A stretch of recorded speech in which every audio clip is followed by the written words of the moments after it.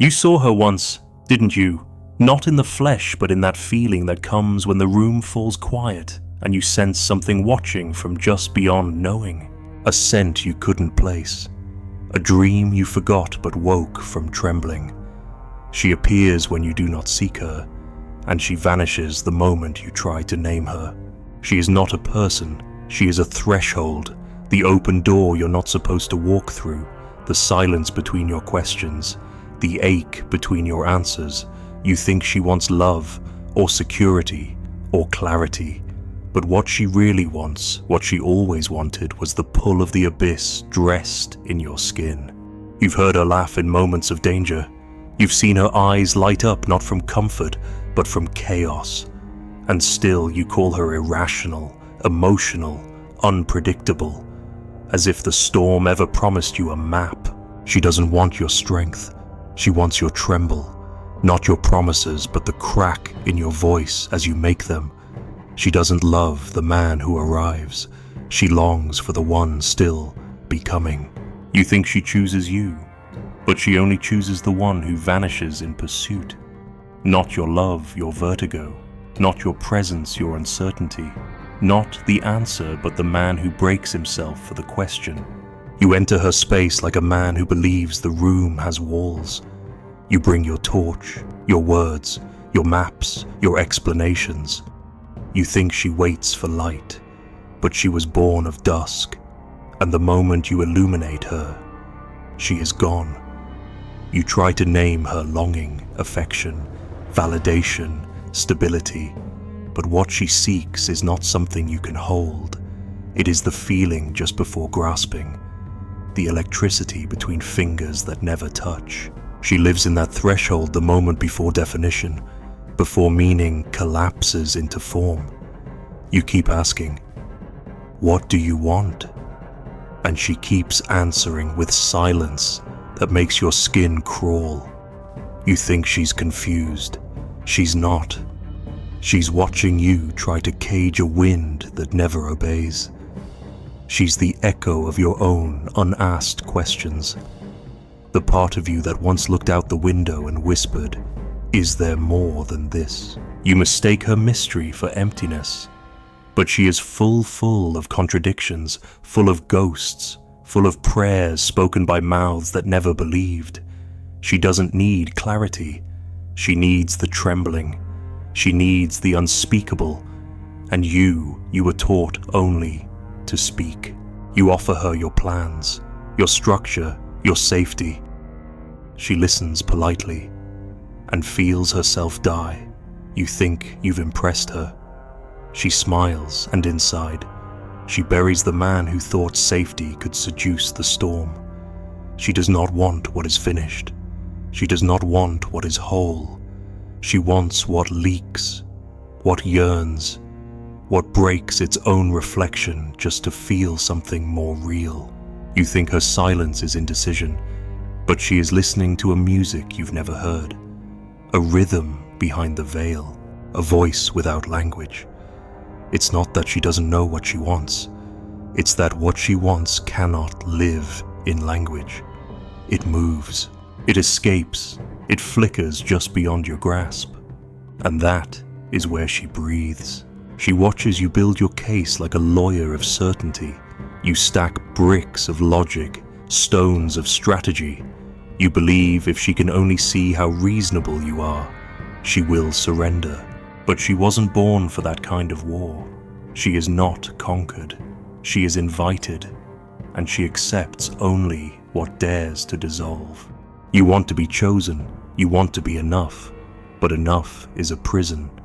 You offer her a perfect circle, but she only ever loved the broken spiral, the misshapen question, the almost. Do you understand yet? She is the woman in the windowless room, not because there is no way out, but because she does not wish to leave.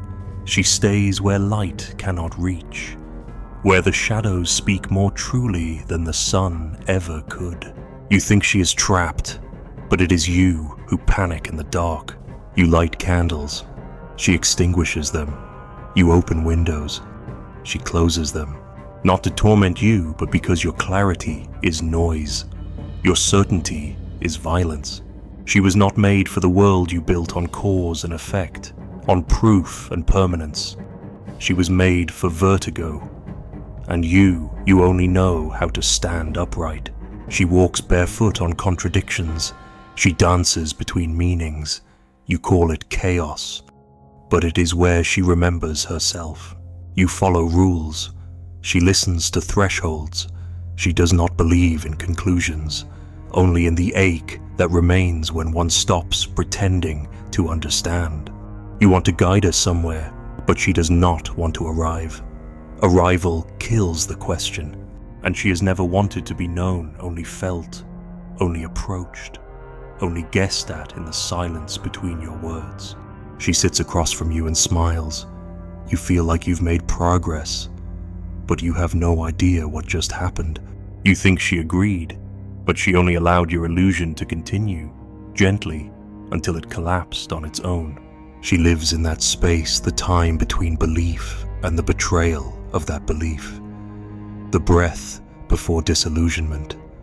The tremble before you realize she was never yours to begin with. You will think you've lost her, but how do you lose what was never still? You will try to win her back, but she never left. She is in the flicker of your doubt, the shadow in your plans. The moment your voice breaks when you confess you don't understand what went wrong. Nothing went wrong. You just forgot she is not a puzzle. She is the awareness that puzzles are lies, that every attempt to define her is already too late. You fell in love with a doorway and thought you had entered a room. She doesn't want to be saved. She wants to watch you fall, not out of cruelty, but because in the fall, you stop pretending. In the fall, you remember what it means to not know, to not be in control. And only then, only in that helpless descent can she truly see you. Do not offer her your hands. Offer her your uncertainty. Do not promise her a future. Let her feel the shiver in your chest when you realize you have no map. Do not ask her to choose. Let her disappear and return like a phantom tide. She is not the shore. She is the pull. You sit with her and your words grow thinner. Your logic decays. Your confidence burns to ash. You say less, you feel more. And in the silence that follows, she leans closer, but not to stay, only to remind you what staying destroys. She does not crave peace. She craves the ache before peace. She does not want to be seen. She wants to be sought, not found, only sought. And when you finally stop speaking, not because you've said it all, but because you've realized nothing can be said, she touches your cheek, not with love, but with recognition. You have entered the windowless room, and in the dark, you see what light always lied about. You believe that seeing is knowing, that if you can look deep enough into her eyes, something will be revealed. But her gaze is not a window, it is a well. The more you peer into it, the more you see yourself, not her, and not the self you admire, but the one you avoid. That's why you flinch.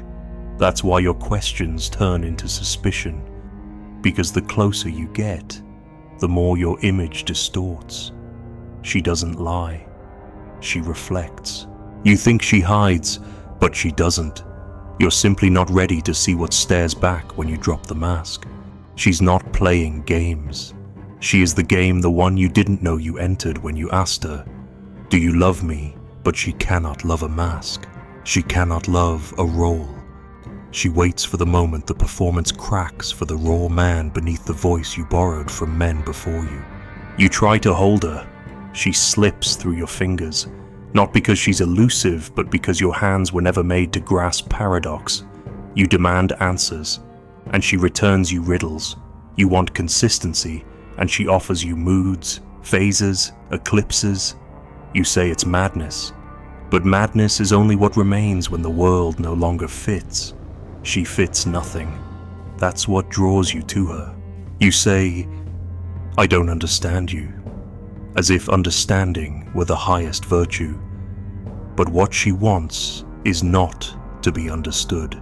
She wants to be felt like the ache of a song you loved before you knew its name, like the scent that reminds you of someone you've never met.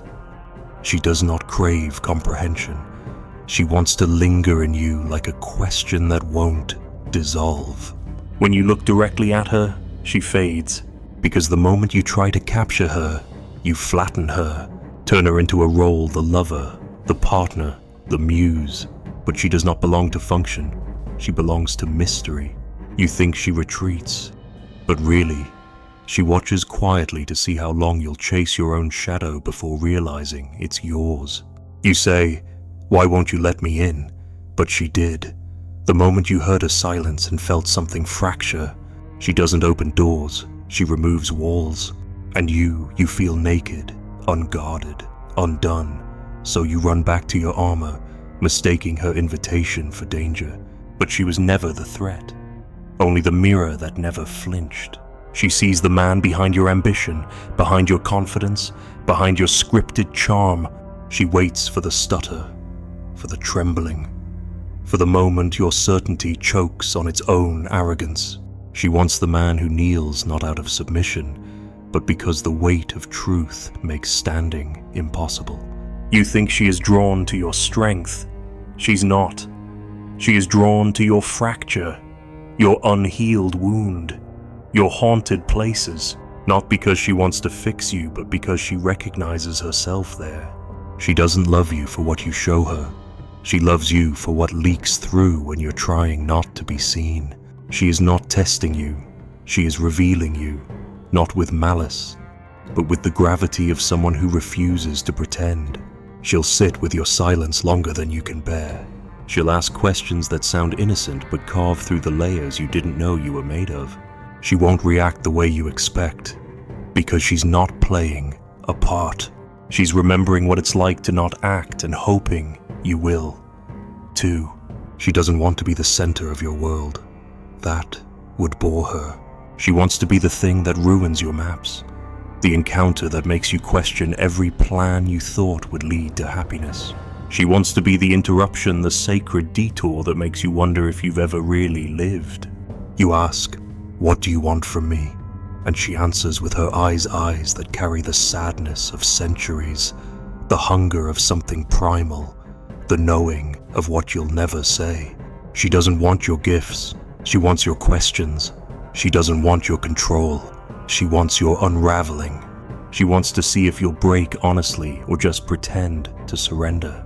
You might call her cruel, but her cruelty is only the echo of your own inability to let go. She's not inflicting pain, she's stripping illusions. And it hurts because you believed in the illusion. You believed if you were just enough, kind enough, strong enough, clear enough, she would stay. But she is not staying. She is circling not around you, but around something unnamed that you forgot you once held. You used to feel it, didn't you? As a boy, before the world handed you roles and told you to grow into them. You knew mystery.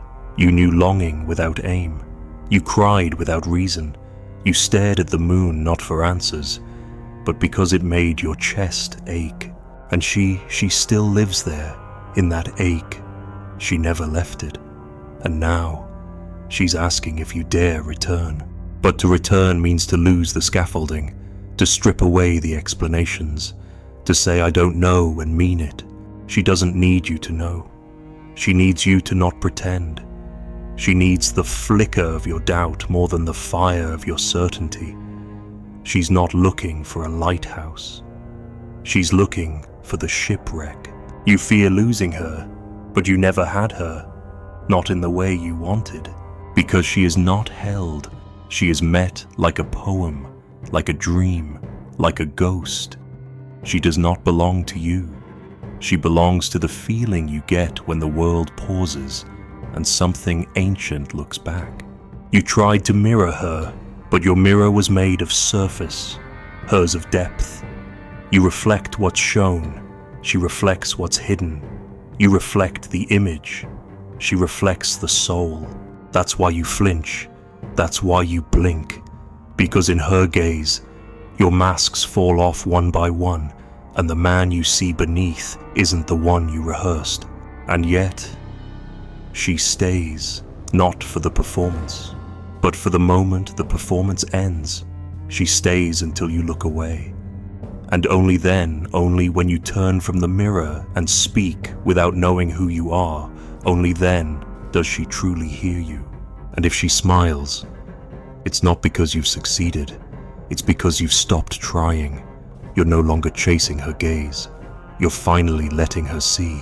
You think love begins with certainty, that it begins with the moment you both agree, sign the contract of hearts, and seal it with rituals meant to banish doubt. But that is where she begins to vanish. She is not drawn to the script. She is drawn to the pause between lines, the breath you hold before you speak, the word you almost say, what you call hesitation, she calls sacred tension. What you call progress, she calls decay. She doesn't want the answer. She wants the tremor in your voice when you almost tell the truth, the flicker of fear behind your boldness. She is not seduced by your declarations. She is listening for the fracture behind them, the place where your confidence stumbles, where your soul forgets its armor and trembles like a child reaching for something it cannot name. You plan the moment, she dismantles it, not because she is cruel, but because she sees that you are in love with the version of her that exists only when you feel in control. And so, she disappears the moment you attempt to possess her, because she knows intimacy begins only when control ends. She does not want the kiss. She wants the nearness before it, the electricity between two mouths that have not yet dared. She wants the hand reaching out, not the hand that has already claimed. She wants the night before it happens, the hour before dawn when nothing is certain and everything is possible. You thought this was fear, but it's worship. The trembling is holy. You call it distance, but it is design. She stretches the space between you not to escape, but to sustain something you no longer remember, the sacredness of longing. You rush toward resolution. She slows toward revelation. She wants the ritual, not the reward, the whisper, not the vow, the aching silence, not the promised speech. And when you try to end the play, she rewrites the scene. You prepare, you predict, you present yourself polished. She smiles, but sees only a man afraid to bleed. She does not want your performance. She wants your fracture, live and unscripted. You think you're impressing her with your strength, but she is listening for the moment you collapse in honesty when you say something so unprepared it surprises even you. That's when she breathes. You offer her closure. She rejects it, not because she doesn't care, but because closure is a lie you tell yourself to escape the discomfort of ambiguity. She does not want the wound healed. She wants the wound honored. She wants to see if you can hold the ache without anesthetic, without making it a story, without turning it into art. You call it indecision when she lingers in the doorway, but she is not indecisive. She is ensuring that the space remains alive, because the moment you close the door, label it, define it, capture it, something dies. She's not here to be named. She's here to be witnessed. She is the dress rehearsal that never ends, the candlelit stage where every scene might change. She needs your presence, not your prediction. She is not impressed by how well you remember your lines. She wants to see what you do when the script falls apart. She wants the man who can weep without shame, rage without violence, and desire without demand. She walks beside you, not because you are her answer, but because you still question yourself.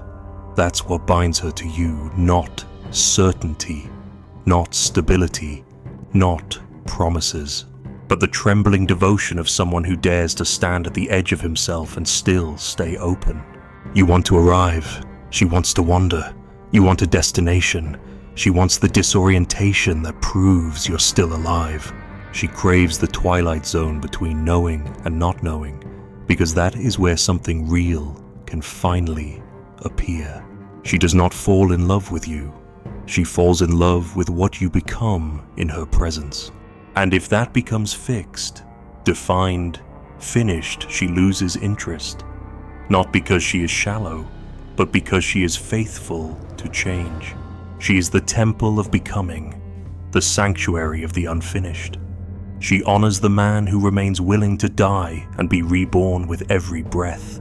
She doesn't say what she feels, not because she is guarded, but because what she feels has no language.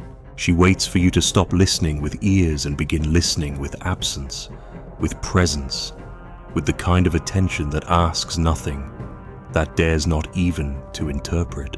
You say, "Tell me where I stand." But she cannot, because the moment she does, you'll stop moving, and movement is the blood of intimacy. She wants to know if you will dance while afraid, if you will speak while stuttering, if you will reach while uncertain, if you will stay not because you must, but because you are drawn. She is not interested in your security. She's interested in your capacity to remain open in insecurity. Not your map, but your compass. Not your house, but your hearth. Not your rules, but your reverence.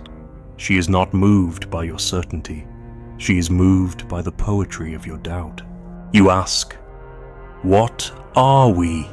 She answers by closing her eyes and placing your hand on her heart.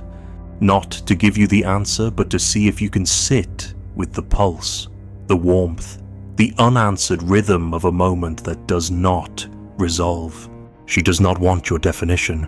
She wants your devotion to the unspoken, the unseen, the unfolding. If you ask her to commit, she may smile sadly, because you still think commitment is a cage. For her, it is the choice to remain vulnerable in the face of disappearance, to stay awake, not to bind, but to witness, to love the flicker without extinguishing it, to bow to the beauty of what may never return. You want a final act. She wants an eternal rehearsal. You want applause. She wants breath. You want to be remembered. She wants to be felt. You want to close the curtain. She wants to leave it blowing in the wind, the stage empty, the candles still burning, as if something sacred had just happened, but no one will ever quite be able to say what it was. And when she walks away, because she will, you will not be sure if it ended. You will stand there, confused, as if a page were missing from the script, and perhaps that is the only real intimacy to be left incomplete, to be opened, not filled, to be pierced, not bandaged, to be remembered not by what was said, but by what was felt when no words could carry it. She does not seek answers. She is the breath between questions. And if you ever feel her again, not as a person, but as a trembling in your chest when something nameless stirs, remember she was never yours to have, only yours to meet, in the ache, in the echo, in the step you never took. And then she was gone. No door opened, no footsteps echoed, only a coat left folded on a chair that hadn't been there before. You walk the room again. Nothing is missing, and yet everything has changed. In the mirror, your face remains, but behind your eyes, something now waits. Not hope, not grief, something quieter, a memory that hasn't happened yet, a name you'll never pronounce. Outside, the wind rises. You hear it speak, not in language, but in ache, and for a moment, you wonder, did she ever exist? Or was she just the shape of your own yearning, reflected in a form you could never hold? You sit in the silence, hand still warm from a touch that might have been a dream. The candle flickers, and in that flicker, you finally forget what you were looking for.